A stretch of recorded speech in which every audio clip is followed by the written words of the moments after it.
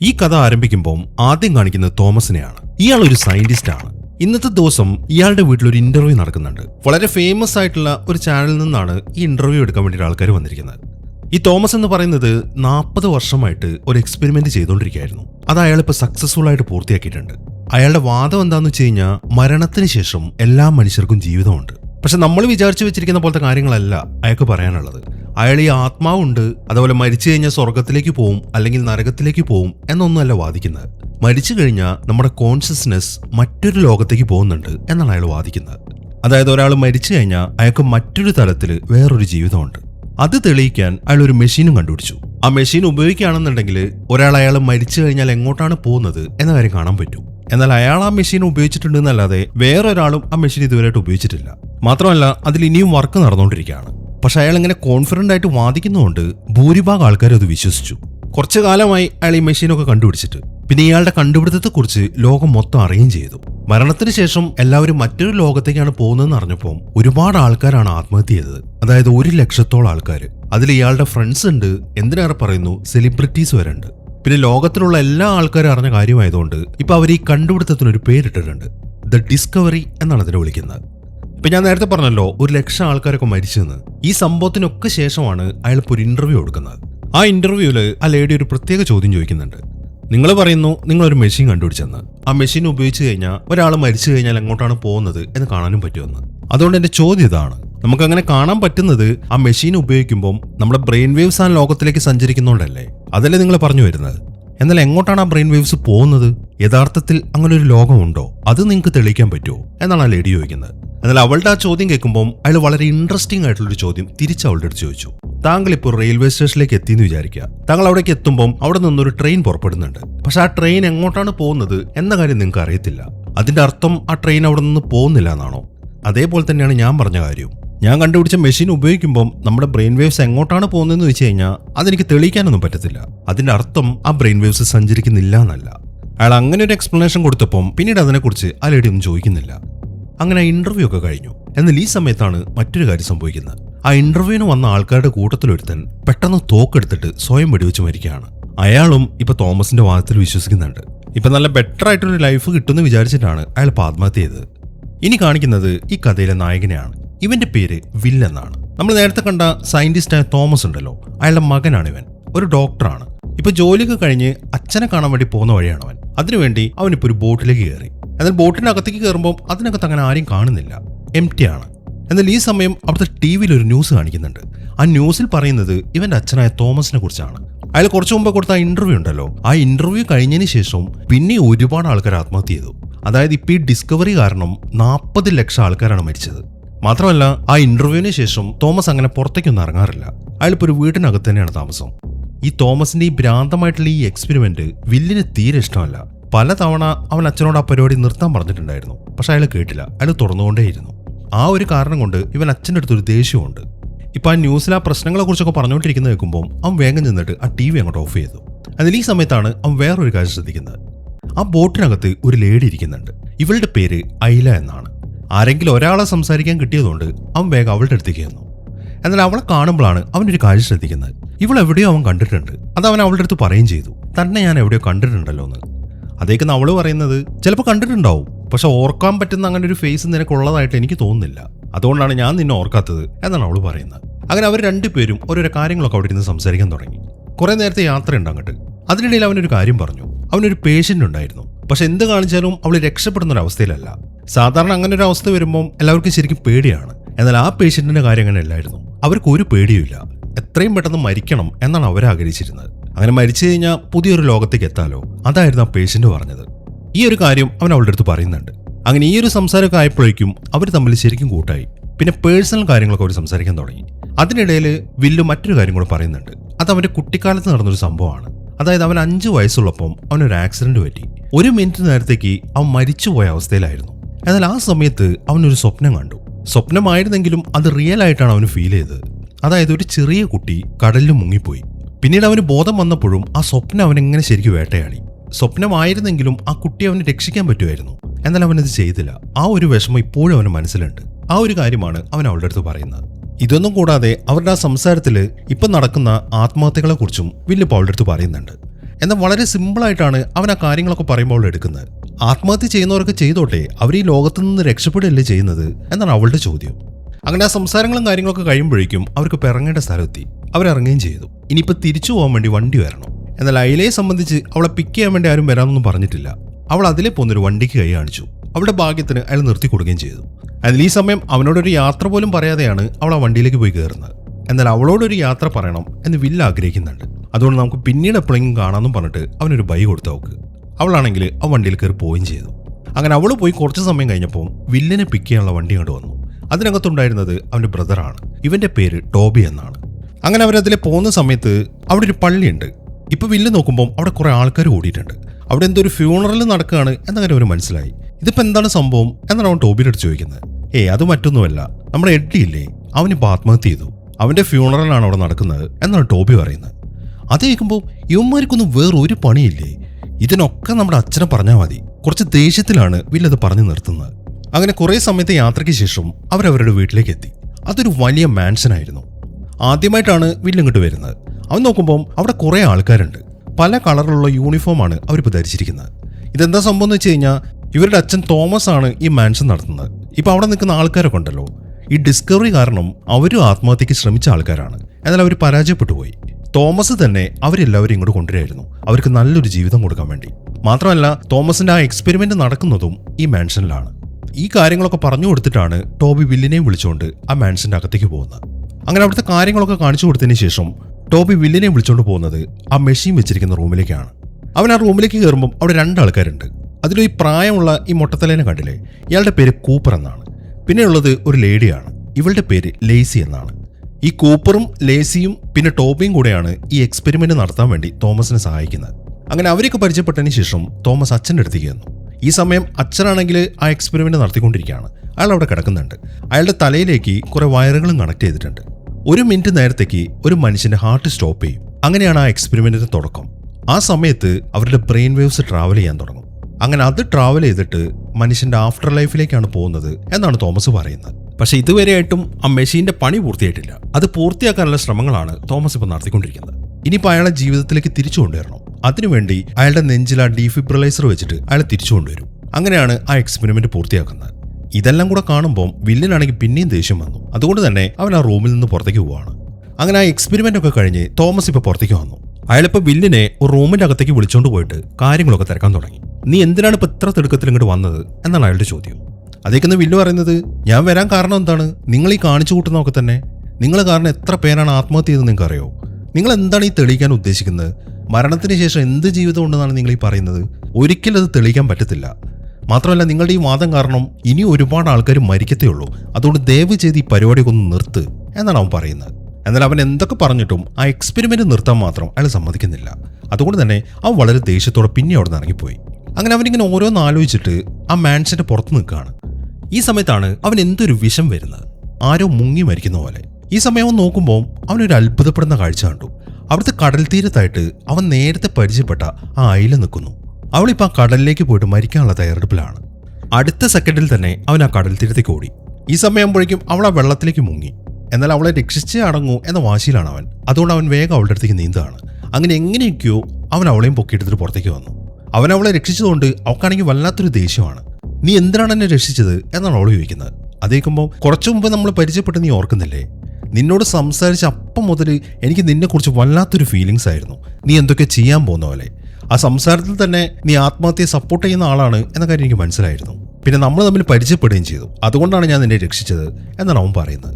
അതേക്കുന്ന അവൾ പറയുന്നത് എന്താണെന്ന് വെച്ച് കഴിഞ്ഞാൽ, ആ ഫെറിയിൽ വെച്ചിട്ട് നിന്നോട് സംസാരിച്ചപ്പം ഞാൻ ഒരു കാര്യം ആഗ്രഹിച്ചിരുന്നു.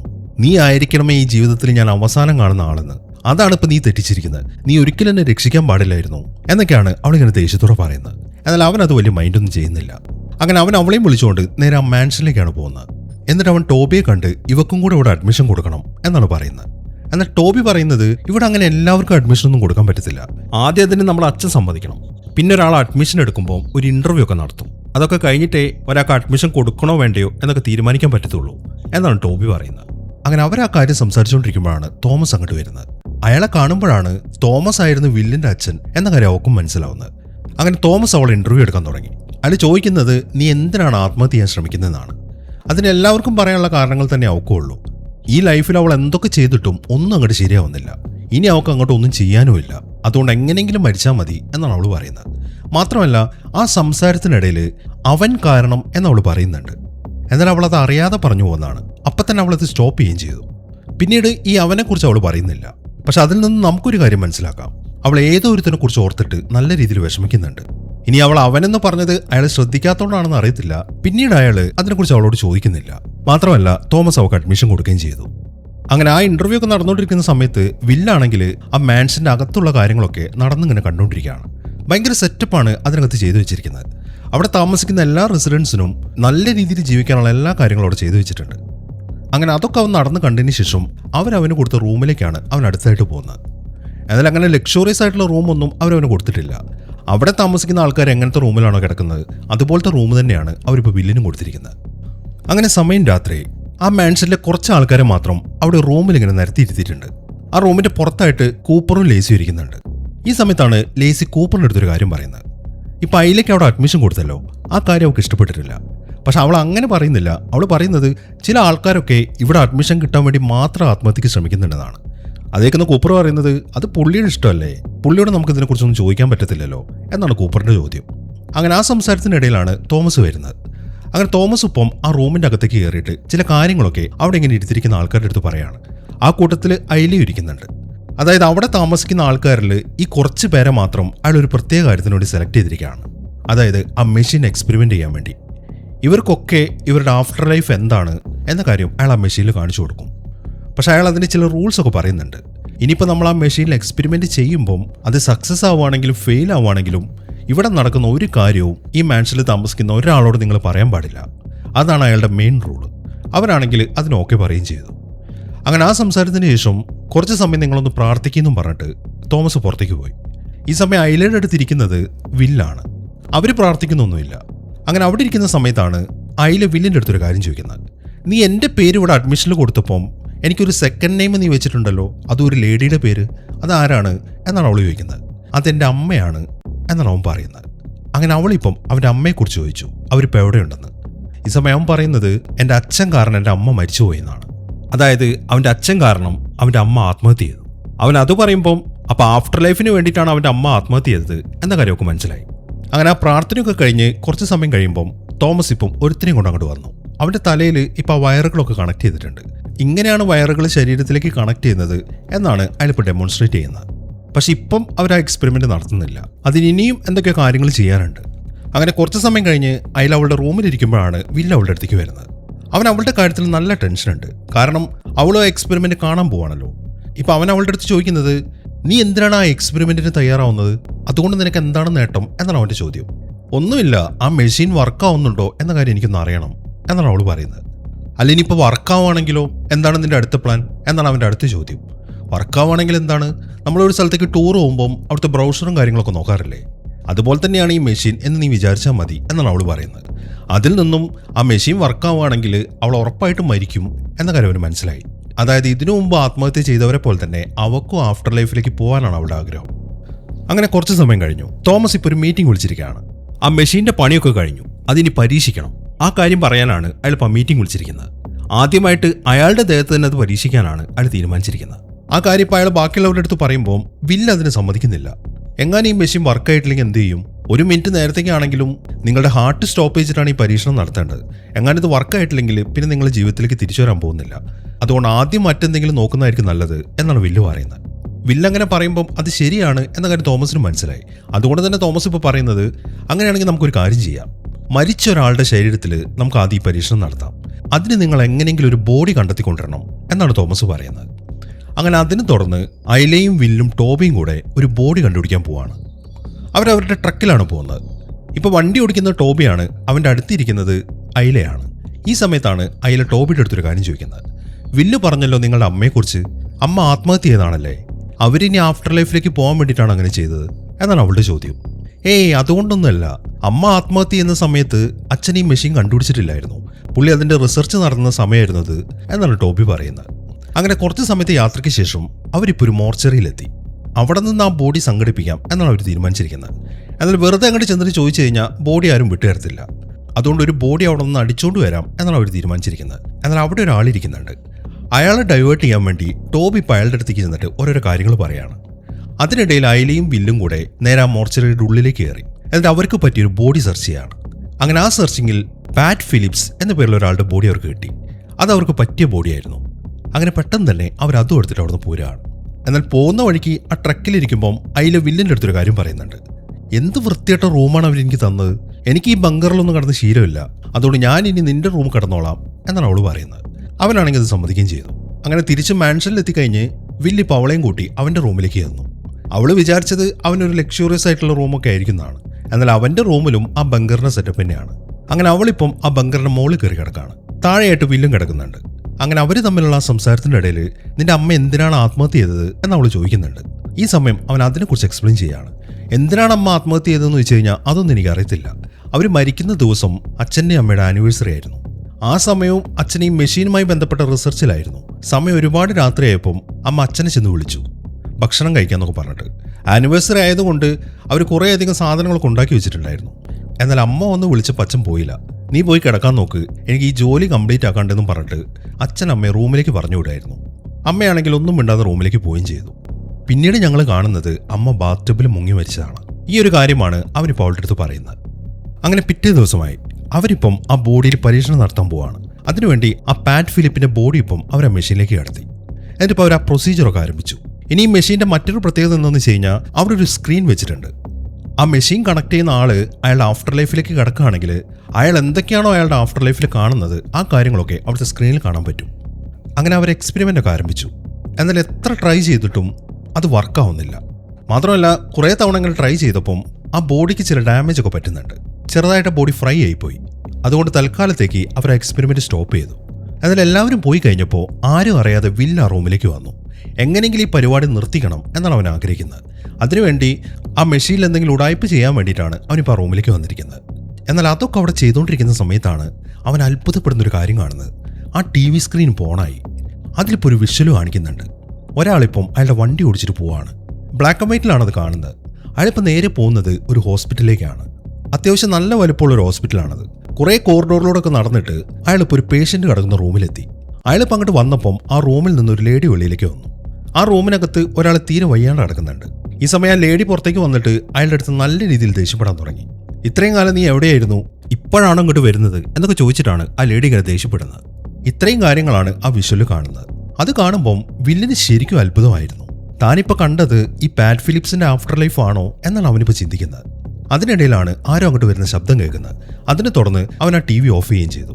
അങ്ങോട്ടിപ്പോൾ വന്നത് തോമസും ടോബിയാണ്.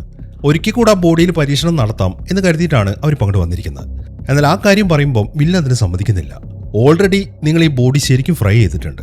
ഇനിയും നിങ്ങൾ ഈ ബോഡിയിൽ പരീക്ഷണം നടത്തിക്കൊണ്ടിരുന്നു കഴിഞ്ഞാൽ ഒരു ഫ്യൂണറൽ നടത്താൻ വേണ്ടിയിട്ടൊന്നും ഇയാളുടെ ശരീരം ബാക്കിയുണ്ടാവത്തില്ല എന്നാണ് അവൻ പറയുന്നത്. അവനങ്ങനെ പറയാൻ കാരണം ഇപ്പം അവൻ കണ്ടെത്തിയത് അവരാരും അറിയാതിരിക്കാൻ വേണ്ടിയിട്ടാണ്. അവൻ അങ്ങനെ പറയുമ്പം അത് ശരിയാണ് എന്ന കാര്യം തോമസിന് മനസ്സിലായി. അതുകൊണ്ട് നമുക്ക് വേറൊരു ബോഡിയിൽ ട്രൈ ചെയ്യാം എന്നാണ് അയാൾ പറയുന്നത്. അങ്ങനെ പിറ്റേ ദിവസം രാവിലെ അവരിപ്പോൾ ആ ബോഡി തിരിച്ചുകൊണ്ടാവാൻ തുടങ്ങുകയാണ്. ഈ കാര്യങ്ങളൊക്കെ അവിടെ നടന്നുകൊണ്ടിരിക്കുമ്പോഴാണ് തോമസ് ഒരു കാര്യം ശ്രദ്ധിക്കുന്നത്. കുറച്ച് അപ്പുറത്തായിട്ട് ലേസി ഇപ്പം വേറെ കുറച്ച് ആൾക്കാരോട് സംസാരിക്കുകയാണ്. അത് കാണുമ്പം തോമസിന് എന്തോ ഒരു സംശയം തോന്നുന്നുണ്ട്. അങ്ങനെ കുറച്ച് സമയം കഴിഞ്ഞു. അയില ഇപ്പോൾ അവിടെ ഒരു സ്ഥലത്തിരിക്കുകയാണ്. ഈ സമയത്താണ് ലേസി അങ്ങോട്ട് വരുന്നത്. അവളെ കാണുമ്പം അയില ഇപ്പോൾ അവളുടെ അടുത്തൊരു കാര്യം ചോദിച്ചു. അല്ല, നീ എന്തിനാണ് ആത്മഹത്യ ചെയ്യാൻ ശ്രമിക്കുന്നതെന്ന്. അതേക്കുന്ന അവൾ പറയുന്നത്, എനിക്കും ആഫ്റ്റർ ലൈഫിലേക്ക് പോകണം, എൻ്റെ അച്ഛനും പെങ്ങളൊക്കെ മരിച്ചുപോയി, എനിക്ക് ഉടനെ തന്നെ അവരുടെ അടുത്തേക്ക് എത്തണം എന്നാണ് ലേസി പറയുന്നത്. പിന്നെ ഈ അയിലയെ ഇഷ്ടമല്ലാത്തതുകൊണ്ട് അവൾ അതിൽ കൂടുതലൊന്നും സംസാരിക്കുന്നില്ല. അവൾ ചോദിച്ചതിന് മറുപടി മാത്രം പറഞ്ഞിട്ട് ലേസി അവിടുന്ന് പോവാണ്. അങ്ങനെ കുറച്ച് സമയം കൂടെ കഴിയുമ്പം വില്ലും അയിലയും കൂടെ ആ ബോഡിയുമായിട്ട് ആ മോർച്ചറിയിലെത്തി. എന്നിട്ട് അവരിപ്പോൾ നൈസായിട്ട് ആ ബോഡി എടുത്തിട്ട് ആ മോർച്ചറിയുടെ പുറകിൽ വെച്ചു. അതിനുശേഷം തിരിച്ച് വണ്ടിയിലേക്ക് വന്നിട്ട് അയില ഇപ്പം ആ മോർച്ചറിയിൽ ആൾക്കാരെ വിളിക്കുകയാണ്. മോർച്ചറിയുടെ പുറകിലായിട്ട് ഒരു ബോഡി കിടക്കുന്നുണ്ടെന്ന് പറഞ്ഞിട്ട്.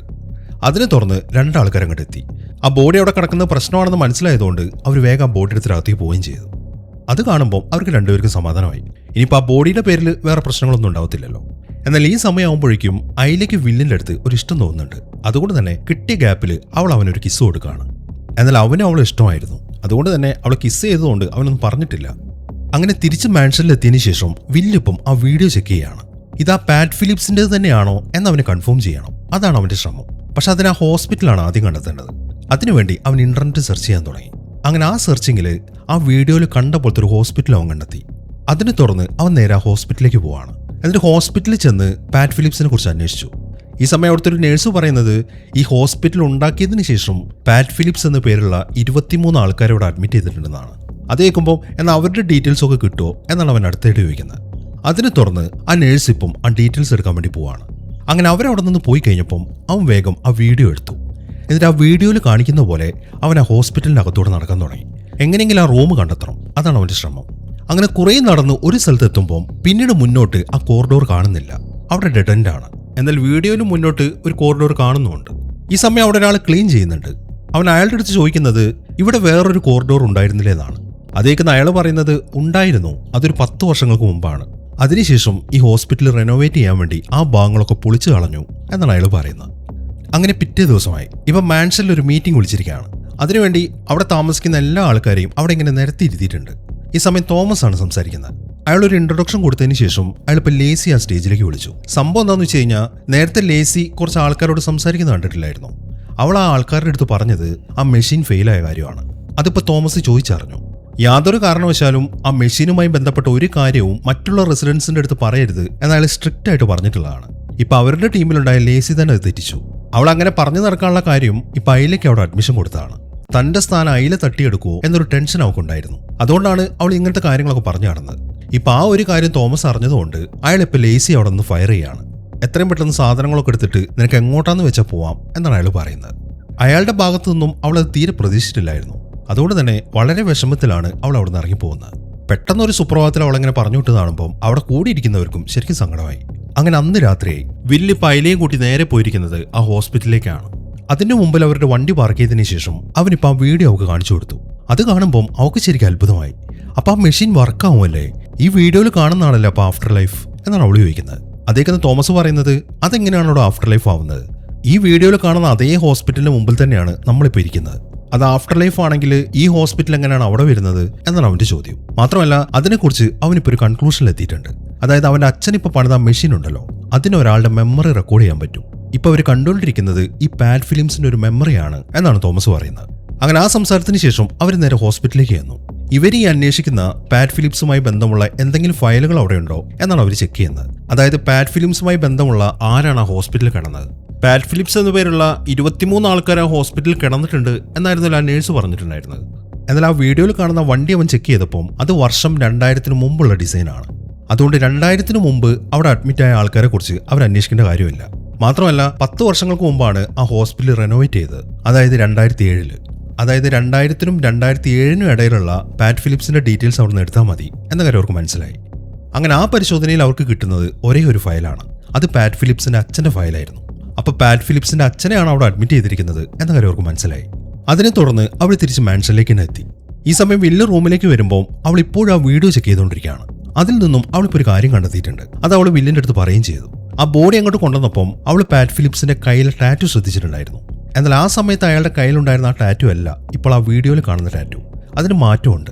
അതിൽ നിന്നും അവിടെ റെക്കോർഡായിരിക്കുന്നത് ഒരു ഓർമ്മയല്ല എന്ന കാര്യം അവർക്ക് മനസ്സിലായി. അതുകൊണ്ട് തന്നെ വില്ലിന്റെ ടെൻഷൻ കൂടി. അപ്പൊ ഈ ആഫ്റ്റർ ലൈഫ് എന്ന് പറയുന്നത് സത്യമാണ് എന്ന കാര്യത്തിൽ അവന് ചെറിയൊരു വിശ്വാസം വരുന്നുണ്ട്. ഇനിയിപ്പോൾ അടുത്തതായിട്ട് എന്ത് ചെയ്യണമെന്ന് ആലോചിക്കുമ്പോഴാണ് ആ വീഡിയോയിൽ ആ ലേഡി അവൻ കാണുന്നത്. ഇപ്പൊ ആ ലേഡി ജീവിച്ചിരിക്കുന്നുണ്ടെങ്കിൽ നമുക്ക് അവരെ ചെന്ന് കണ്ടുപിടിക്കാം, എന്നിട്ട് ഈ വീഡിയോയിൽ പറയുന്ന കാര്യങ്ങളൊക്കെ കറക്റ്റ് ആണോ എന്ന കാര്യം അവരുടെ അടുത്ത് അന്വേഷിക്കാം എന്നാണ് അവൻ പറയുന്നത്. അങ്ങനെ പിറ്റേ ദിവസം രാവിലെ തന്നെ അവർക്ക് കിട്ടിയ ഫയലിൽ അഡ്രസ്സ് വെച്ച് അവർ ആ ലേഡി അന്വേഷിച്ചു പോവാണ്. എന്നാൽ ആ ലേഡിയുടെ അടുത്തേക്ക് പോകുന്നതിന് മുമ്പായിട്ട് വില്ല് പൈലയും കൊണ്ട് നേരെ ഒരു കടൽ തീരത്തേക്കാണ് പോയിരിക്കുന്നത്. എന്നിട്ട് അവിടെ വണ്ടി നിർത്തുകയും ചെയ്തു. ഇതെന്താ ഇവിടെ നിർത്തിയിരിക്കുന്നതെന്ന് അവൾ ചോദിക്കുമ്പോൾ വില്ല് പറയുന്നത് എന്താണെന്ന് വെച്ച് കഴിഞ്ഞാൽ, ഞാൻ നിന്നെ പരിചയപ്പെട്ട സമയത്ത് എനിക്കുണ്ടായ ഒരു അനുഭവത്തെക്കുറിച്ച് പറഞ്ഞിട്ടില്ലായിരുന്നു. ആ സമയത്ത് ആ കുട്ടിയെ ഞാൻ സ്വപ്നത്തിൽ കണ്ടത് ഈ കടൽ തീരത്ത് വെച്ചാണ്. അതുകൊണ്ട് സമയം കിട്ടുമ്പോഴൊക്കെ ഞാൻ ഈ കടൽ തീരത്തേക്ക് വരാറുണ്ട് എന്നാണ് വില്ല് പറയുന്നത്. അങ്ങനെ ആ കാര്യങ്ങളൊക്കെ സംസാരിച്ചതിന് ശേഷം വില്ലും അവളും കൂടെ ഇപ്പൊ കടൽ തീരത്തേക്ക് പോവാണ്. എന്നിട്ട് കുറച്ച് സമയം ഇവിടെ ഇരുന്നു. എന്നാൽ ഈ സമയത്താണ് അയില അവളുടെ ഒരു കാര്യം പറയുന്നത്. അതായത് അവൾക്കൊരു മകനുണ്ടായിരുന്നു. 5 വയസ്സായിരുന്നു അവന്. ഒരു ദിവസം അവൾ ഉറങ്ങി എഴുന്നേറ്റ് നോക്കുമ്പോൾ മകനെ കാണുന്നില്ല. അവൻ വീട്ടിൽ നിന്ന് അങ്ങോട്ടോ പോയി. പിന്നീട് ഒരിക്കലും അവൾക്ക് അവനെ കാണാൻ പറ്റിയിട്ടില്ല. ആ ഇന്റർവ്യൂവിൽ തോമസ് അവളോട് ചോദിച്ചപ്പം അവൾ അവനെന്ന് പറഞ്ഞിട്ടില്ലായിരുന്നു. അത് ഇവളുടെ മകനെ കുറിച്ചാണ്. അപ്പൊ മകന്റെ കാര്യം ആലോചിച്ചിട്ടാണ് അവൾ ആത്മഹത്യ ചെയ്യാൻ നടക്കുന്നത് എന്ന കാര്യം ഇപ്പൊ വില്ലനും മനസ്സിലായി. അങ്ങനെ അവർ അടുത്തതായിട്ട് നേരെ പോകുന്നത് ആ വീഡിയോയിൽ കണ്ട ലേഡിയുടെ വീട്ടിലേക്കാണ്. അങ്ങനെ അവർ ആ ലേഡിയെ കണ്ട് കാര്യങ്ങളൊക്കെ സംസാരിച്ചു. എന്നാൽ ആ വീഡിയോനെ കുറിച്ചൊന്നും അവർ പറയുന്നില്ല. ഈ പാറ്റിന്റെ ഫ്രണ്ട്സ് ആണ് എന്ന് പറഞ്ഞിട്ടാണ് അവരങ്ങോട്ട് വന്നിരിക്കുന്നത്. എന്നാൽ പാറ്റിന്റെ കാര്യം പറയുമ്പോൾ ആ ലേഡിക്ക് ശരിക്കും ദേഷ്യമാണ് വരുന്നത്. അവർ പറയുന്നത് എന്താണെന്ന് വെച്ച് കഴിഞ്ഞാൽ ഒരുപക്ഷെ നിങ്ങൾക്ക് അവന് ഇഷ്ടമായിരിക്കും, പക്ഷെ ഞങ്ങളുടെ ഫാമിലിയുള്ള ആർക്കും അവന് ഇഷ്ടമല്ല. എൻ്റെ അച്ഛൻ ഹോസ്പിറ്റലിൽ കിടക്കുന്ന സമയത്ത് ഒരു തവണ പോലും അവൻ ഇങ്ങോട്ട് തിരിഞ്ഞു പോലും നോക്കിയിട്ടില്ല എന്നാണ് ആ ലേഡി പറയുന്നത്. അത് കേൾക്കുമ്പം അവർക്ക് ശരിക്കും ഡൗട്ടായി. പക്ഷെ അവൻ ഞങ്ങളോട് പറഞ്ഞത് അച്ഛൻ ഹോസ്പിറ്റലിൽ കിടക്കുമ്പം അവൻ കാണാൻ വന്നിട്ടുണ്ടെന്നാണല്ലോ. ആ വീഡിയോയിൽ കണ്ട പ്രകാരമാണ് അവൻ ആ ചോദ്യം ചോദിച്ചിരിക്കുന്നത്. എന്നാൽ അവൻ്റെ ആ ചോദ്യം കേൾക്കുമ്പം ആ ലേഡിക്ക് ശരിക്കും ദേഷ്യം വന്നു. അവൻ അങ്ങനെ നിങ്ങളോട് പറഞ്ഞിട്ടുണ്ടെങ്കിൽ അതവൻ കളവ് പറഞ്ഞാണ്. ഒരിക്കൽ പോലും അവൻ അച്ഛനെ കാണാൻ ഹോസ്പിറ്റലിലേക്ക് വന്നിട്ടേ ഇല്ല എന്നവർ തർപ്പിച്ചു പറയാണ്. ആ ലേഡി അങ്ങനെയും കൂടെ പറഞ്ഞു കഴിയുമ്പം അപ്പൊ അവർ കണ്ടത് പാറ്റിന്റെ ആഫ്റ്റർ ലൈഫ് തന്നെയാണ് എന്ന കാര്യം അവർക്കിപ്പോൾ തീർച്ചയായി. അങ്ങനെ ആ ലേഡിയുടെ വീട്ടിൽ നിന്ന് ഇറങ്ങിയതിനു ശേഷം വില്ലു ഐലും തിരിച്ച് മാൻഷനിലെത്തുമ്പം അവിടെ അവർ ഞെട്ടിച്ചൊരു കാര്യമാണ് നടക്കുന്നത്. അതായത് തോമസ് ഇപ്പം ആ മെഷീനിലേക്ക് കയറി കടന്നിരിക്കുകയാണ്. അവർ ആ മെഷീൻ വെച്ചിരിക്കുന്ന റൂമിലേക്ക് ചെല്ലുമ്പം അയാളിപ്പം അയാളുടെ ആഫ്റ്റർ ലൈഫിലേക്ക് കടന്നിട്ടുണ്ട്. ആ സ്ക്രീനിൽ അവർ കാണുന്നത് അച്ഛൻ്റെ അമ്മയുടെയും ആനിവേഴ്സറി ഡേ ആണ്. അതായത് അവരുടെ അമ്മ മരിച്ച ആ ദിവസം. അതിൽ അയാളിങ്ങനെ എന്തൊക്കെ എഴുതിക്കൊണ്ടിരിക്കുകയാണ്. ഈ സമയം അവരുടെ അമ്മ വന്നിട്ട് അയാൾ വിളിച്ചു. എന്നാൽ ഞാനിപ്പോൾ വരുന്നില്ല, നീ പോയി കഴിച്ചിട്ട് കിടക്കാൻ നോക്കുന്നു പറഞ്ഞിട്ട് അയാൾ അമ്മയെ അവിടെ നിന്ന് പറഞ്ഞു വിട്ടു. അതിനെ തുടർന്ന് അവർ തിരിച്ചു പോവുകയും ചെയ്തു. യഥാർത്ഥത്തിൽ സംഭവിച്ചത് ആ പോക്കിൽ അവർ ആത്മഹത്യ ചെയ്തതാണ്. എന്നാൽ ആ വീഡിയോയിൽ അവർ കാണുന്നത് അമ്മ തിരിച്ച് മുകളിലത്തെ റൂമിലേക്ക് പോകുമ്പോൾ അച്ഛൻ ആ റൂമിൽ നിന്ന് ഇറങ്ങിയിട്ട് അവരെ ഒന്ന് വിളിച്ചു. എന്നിട്ട് നമുക്ക് ഒരുമിച്ച് ഭക്ഷണം കഴിക്കാം എന്ന് അച്ഛൻ അമ്മയുടെ അടുത്ത് പറയുകയും ചെയ്തു. അതിനെ തുടർന്ന് അമ്മ താഴേക്ക് ഇറങ്ങി വരികയാണ്. അതായത് അവർ ആത്മഹത്യ ചെയ്യുന്നില്ല. അത് കാണുമ്പോൾ അവിടെ നിൽക്കുന്നവരൊക്കെ ശരിക്കും അത്ഭുതപ്പെട്ടു പോയി. അങ്ങനെ അച്ഛനെ തിരിച്ചു കൊണ്ടുവന്നതിന് ശേഷം അവർ ആ വീഡിയോ അച്ഛനും കാണിച്ചു കൊടുത്തു. അതും കൂടെ കാണുമ്പം അയാളിപ്പം ഈ ഒരു പ്രക്രിയയെക്കുറിച്ച് ഒരു കൺക്ലൂഷനിലെത്തിയിരിക്കുകയാണ്. സംഭവം ആഫ്റ്റർ ലൈഫ് എന്ന് പറഞ്ഞൊരു സംഭവം ഉണ്ട്, പക്ഷെ എല്ലാവർക്കും അത് കിട്ടത്തില്ല.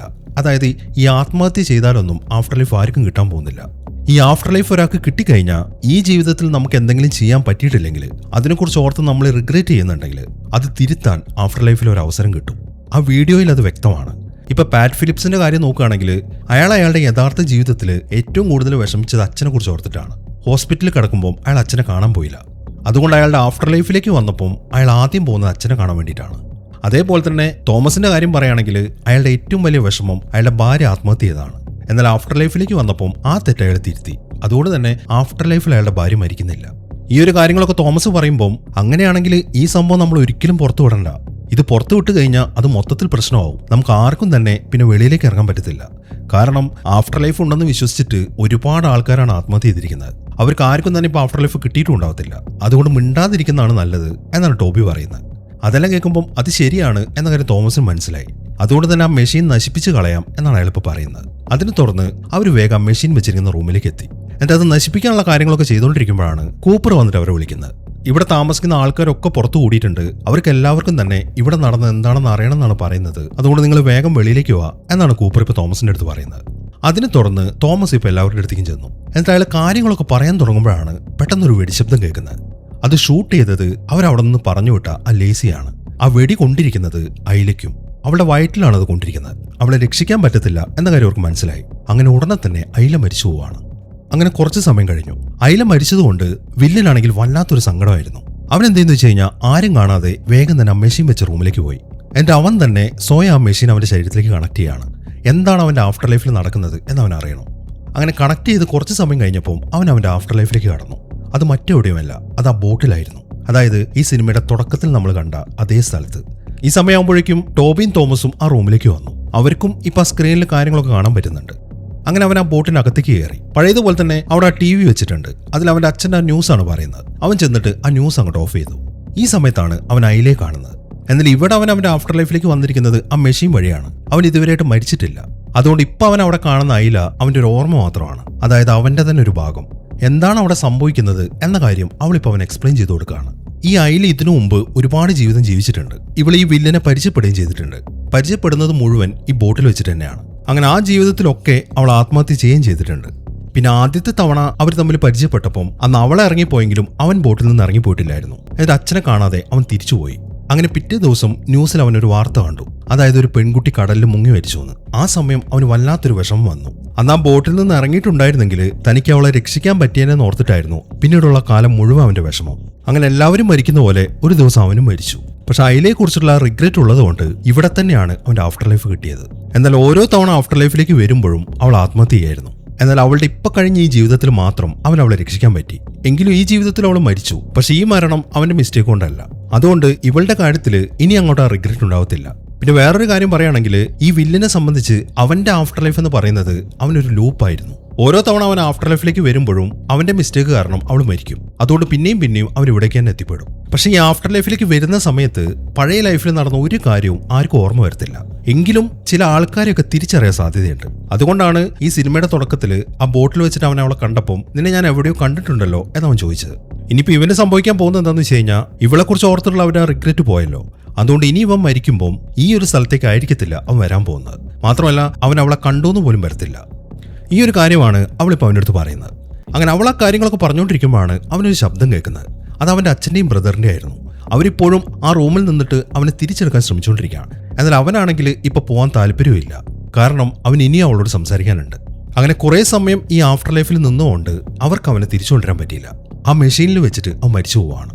പക്ഷെ അവൻ മരിക്കുന്നൊന്നും കാണിക്കുന്നില്ല. അവൻ നേരെ അവൻ്റെ ആഫ്റ്റർ ലൈഫിലേക്ക് കടക്കുന്നതായിട്ടാണ് കാണിക്കുന്നത്. അതായത് ഈ ഒരു മരണത്തിന് ശേഷം വില്ല് എത്തിപ്പെട്ടിരിക്കുന്നത് അവൻ്റെ ആഫ്റ്റർ ലൈഫിൽ മറ്റൊരു ഭാഗത്താണ്. അതൊരു കടലിൻ്റെ അടുത്തായിരുന്നു. ഇപ്പൊ പുതിയ ജീവിതം ആയതുകൊണ്ട് ഇതിനു മുമ്പത്തെ ജീവിതത്തിലുള്ള ഒരു കാര്യവും അവൻ ഓർമ്മയില്ല. എന്നാൽ ഇവിടെയാണ് ഈ സിനിമയിൽ ഒരു ട്വിസ്റ്റ് വരുന്നത്. ആ കടൽ തീരത്ത് അവൻ നോക്കുമ്പോൾ 5 വയസ്സുള്ള ഒരു പയ്യൻ അവിടെ കളിച്ചുകൊണ്ടിരിക്കുകയാണ്. ഈ പയ്യനെ കുറിച്ചാണ് അവൻ അവന്റെ സ്വപ്നത്തിൽ കണ്ട കാര്യം അവൻ അയിലോട് പറഞ്ഞിട്ടുണ്ടായിരുന്നത്. അതായത് ഈ ആഫ്റ്റർ ലൈഫിലേക്ക് വന്നപ്പം ഐല എന്ന വ്യക്തിയെക്കുറിച്ച് ഓർത്തിട്ടുള്ള ഒരു റിഗ്രറ്റും അവനില്ല. പിന്നീട് അവനുള്ള ഒരു റിഗ്രറ്റ് ഈ പയ്യനെ കുറിച്ച് ഓർത്തിട്ടാണ് അവൻ ആ കടലിൽ നിന്ന് രക്ഷിക്കാൻ പറ്റാത്തത്. അതുകൊണ്ടാണ് ഈ ആഫ്റ്റർ ലൈഫിൽ അവൻ ഇങ്ങോട്ട് തന്നെ എത്തിപ്പെട്ടത്. അങ്ങനെ അവൻ വേഗം ചെന്നിട്ട് ആ പയ്യൻ ആ വെള്ളത്തിൽ നിന്ന് എടുക്കുകയാണ്. ഈ സമയത്താണ് ആ പയ്യന്റെ അമ്മ അങ്ങോട്ട് ഓടി വരുന്നത്. അത് നമ്മുടെ ഐലയായിരുന്നു. അങ്ങനെ ഐല വേഗം വന്നിട്ട് അവളുടെ മകനെ എടുത്തു. എന്നിട്ട് വില്ലിന്റെ അടുത്തൊരു താങ്ക്സും പറഞ്ഞ് മകനെയും കൊണ്ട് അവിടുന്ന് പോവുകയും ചെയ്തു. എന്നാൽ അവൾ അവിടെ നിന്ന് പോയി കഴിയുമ്പോഴാണ് വില്ലിനൊരു ഡൗട്ട് വന്നത്.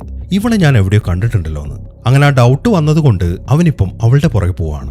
ഇനിയിപ്പോൾ എന്തായിരിക്കും ഇവരുടെ ജീവിതത്തിൽ സംഭവിക്കാൻ പോകുന്നത്? മകൻ മരിക്കാത്തതുകൊണ്ട് ഇനി ഐല എന്തായാലും ആത്മഹത്യ ചെയ്യാൻ പോകുന്നില്ല. ഇപ്പൊ അവൻ അവളുടെ പുറകെ പോയ സ്ഥിതിക്ക് അവർ തമ്മിൽ പരിചയപ്പെടും. അതിനെ തുടർന്ന് പ്രണയത്തിലാവുമായിരിക്കും. എന്നാൽ ഈ ഒരു ലൈഫിൽ മാത്രം അവൻ ഒരു റിഗ്രറ്റും ഉണ്ടാവത്തില്ല. അവനെ സംബന്ധിച്ചിട്ട് അവന്റെ ഏറ്റവും പെർഫെക്റ്റ് ആയിട്ടുള്ള ഒരു ലൈഫായിരിക്കും ഇത്. ഈ ഒരു സീനും കാണിച്ചിട്ടാണ് ഈ സിനിമ അവസാനിക്കുന്നത്. അപ്പൊ എങ്ങനെ ഉണ്ടായിരുന്നു? എന്താണെങ്കിലും നിങ്ങളുടെ അഭിപ്രായങ്ങൾ എഴുതിയടയ്ക്കാൻ മറക്കരുത്. പിന്നെ ഹൈപ്പ് ചെയ്യാനും മറക്കരുത്. അപ്പൊ പുതിയൊരു കിടലൻ സിനിമയുമായിട്ട് നമുക്ക് അടുത്ത വീഡിയോയിൽ കാണാം.